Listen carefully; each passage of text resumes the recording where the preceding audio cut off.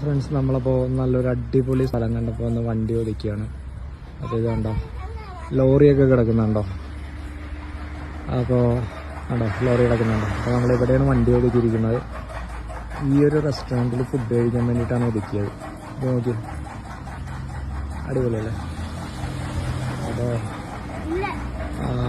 ഈ ലോറിയുടെ കാര്യം ഞാൻ പറഞ്ഞ എന്താണെന്ന് വെച്ച് കഴിഞ്ഞിട്ടുണ്ടെങ്കിൽ, നമ്മൾ നോർത്തിലേക്കൊക്കെ പോകുമ്പോണ്ടല്ലോ, അവിടെ ധാബ ഉണ്ടാവും. ധാബയുടെ അടുത്ത് അവിടെയാണ് ഈ ലോറിക്കാരൊക്കെ വണ്ടി ഒതുക്കുന്നത്.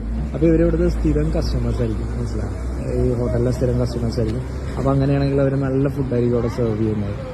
അപ്പോൾ ആ ഒരു കാര്യത്തിൽ, ക്വാളിറ്റിയുടെ കാര്യത്തിൽ നമുക്ക് അഷ്യൂർ ചെയ്യാം. അതുകൊണ്ടിട്ടാണ് ഈ ഒരു സ്ഥലത്ത് ഞാൻ വണ്ടി ഒതുക്കിയത്. ബിക്കോസ് നോർത്തിലേക്കൊക്കെ പോകുമ്പോൾ നമ്മൾ മിക്ക ധാബയിലും, അതായത് ഇവർ കഴിക്കുന്ന ധാബയിൽ നിന്നാണ് ഞാൻ മിക്കപ്പോഴും ഫുഡ് എടുത്തിരുന്നത് വെച്ചാൽ. അപ്പോൾ എല്ലായിടത്തും തന്നെ നല്ല ഫുഡായിരിക്കും. ഭയങ്കര വലിയ മെനു ഒന്നും ഉണ്ടാവില്ല, 1, 2 അല്ലെങ്കിൽ 2, 3 ഐറ്റംസ് ഉണ്ടാവും. ഇപ്പോൾ ഇവിടെ